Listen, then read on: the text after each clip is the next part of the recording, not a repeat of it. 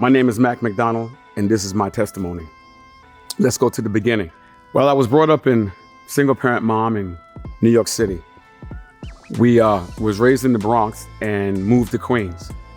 The transition from the Bronx to Queens was interesting. The Bronx is an apartment building. In Queens, we moved into a home. And that's where things changed. No more brick around you. It's just backyards and playgrounds and stuff like that. So it gave me more opportunity, believe it or not, to get into some things that I probably should not have gotten into. She had me in church. She had me in activities. As we got older in my teenage years, I started acting out because I had no direction, no authority, no male figure. So as I got older, we going into the 80s now, I got grown, started working, and listen, I ran into a person, let's say a woman, and that woman was a person who had connections, let's say, in the drug game, a very powerful organization. I got close to her, we started dating, and the next thing you know, I was tested by giving some things to do, and I became a boss. Now, saying you're a boss means that you have a lot of authority. It means that you have a lot of people under you. So I had people under me. I sold a lot of weight. I sold cocaine and a lot of it. And we had houses and stash houses as well. When I was selling dope, I was so powerful, just the mention of my name could have someone killed. That's how much power I had at one time. I could take a life just on my words. That should never happen. But I had that power.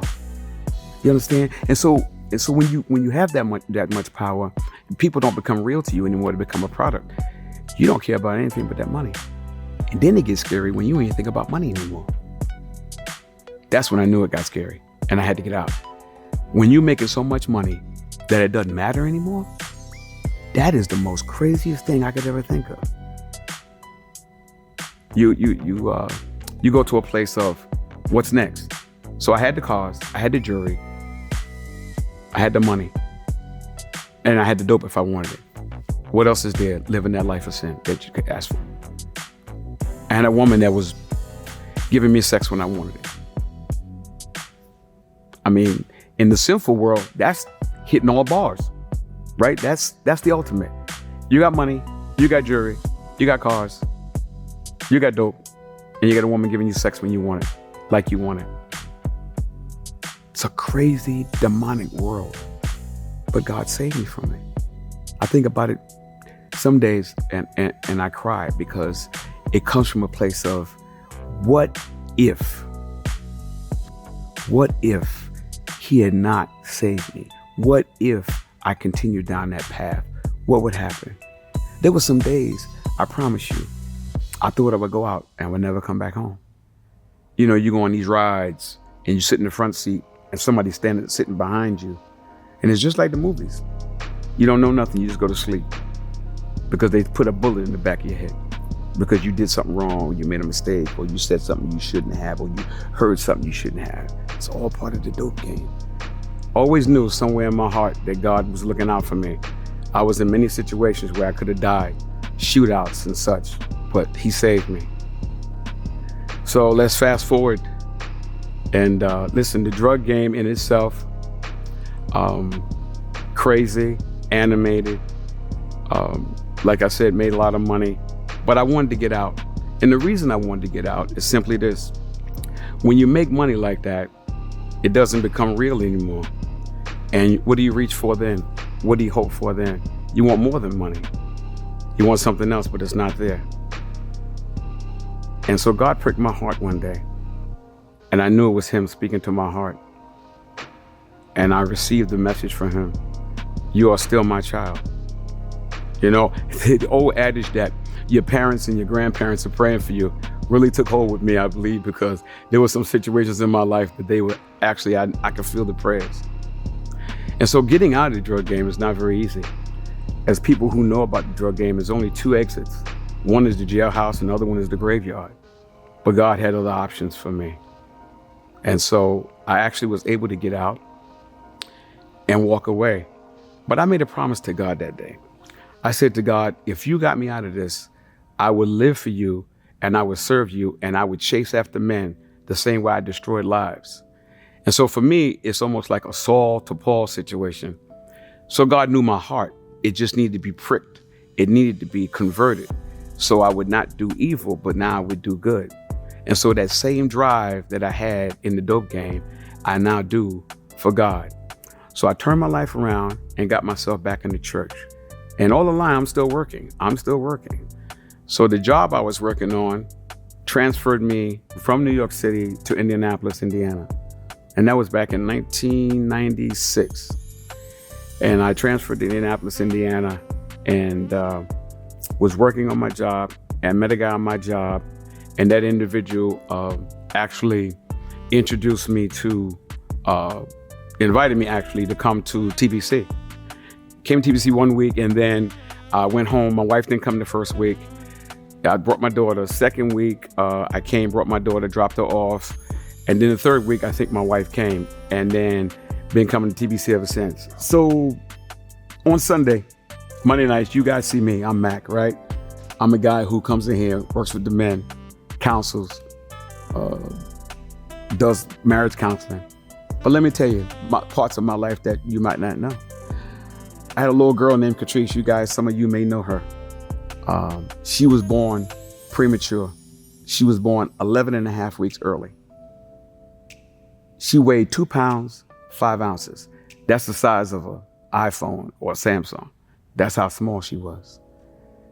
So I never stopped. I keep going because I know God has an ultimate plan. So I watched my daughter come in the doors of this church at 4 years old and now teaching in Uprising 5th and 6th as a teacher. It's amazing what God can do if you just trust him. I have a wife who in 2015 was diagnosed with lupus. Not just any lupus. She was diagnosed with neurolupus, which means it affects the brain. And the brain, as we know, controls everything. So the lupus decided to attack every organ in her body. For some of you that don't know, my wife died and came back. That's how powerful the love of the Father is. He will be there for you even in your roughest time. And even though I go through that crazy, my daughter being born premature, my wife going through lupus, yes, those are moments in my life that are vulnerable, but I never stop doing the work for the Lord. Never. Because I'm focused and I'm driven and I understand what God has given me, the task He's put before me. So the next time you see me, say, I love you, brother, even though I know you're going through crazy. The note that God allowed me to change my way and to chase after men's heart is something that I deeply love to do. I have opportunities now where I help men be better. My job is to, if a man does not know Christ, to work with him to make that relationship happen. And if he does know Christ, to increase that relationship, to make it the best he could be. I love doing it. The same drive that I had selling dope in the streets, I have for God now. I go after men like never before. Anybody who knows me knows that's where my heart is. I love chasing after men and after their heart for God. That's just what I'm built for.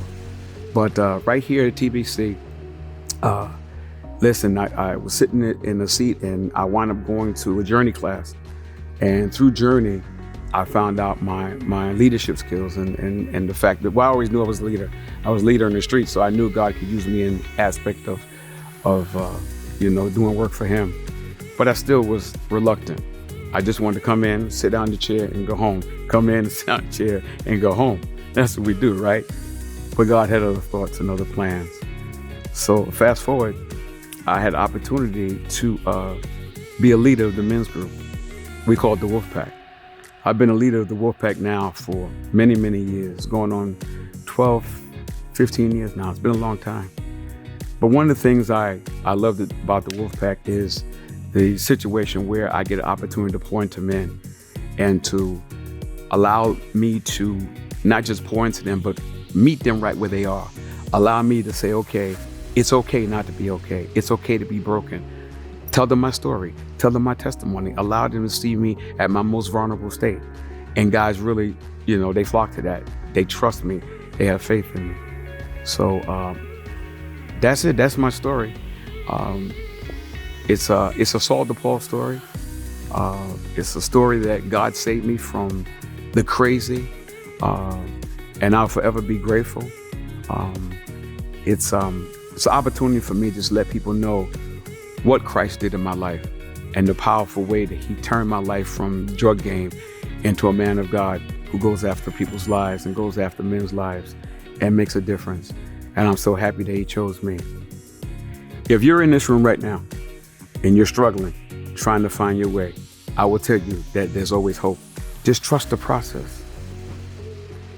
Don't just sit there and just think that there's no hope. There's always hope. When there's life, there's hope. As long as you have breath in your body, there's hope. God has not forgotten you. He has not forsaken you. But you have to make that decision. Listen, I tell people all the time, God wants it for you, but you have got to want it for yourself. He's your Father. He's just waiting on you. So just submit. Allow yourself to be vulnerable. On Sunday, when we're having open church and we're asking people to come up for prayer, it's your opportunity. I'll be up there. Come and see me. I'll pray for you. I'll walk you through it. I promise you. I'll hold your hand. I won't let you go. I'll let you know that there's somebody that cares. And I'm that somebody because I care.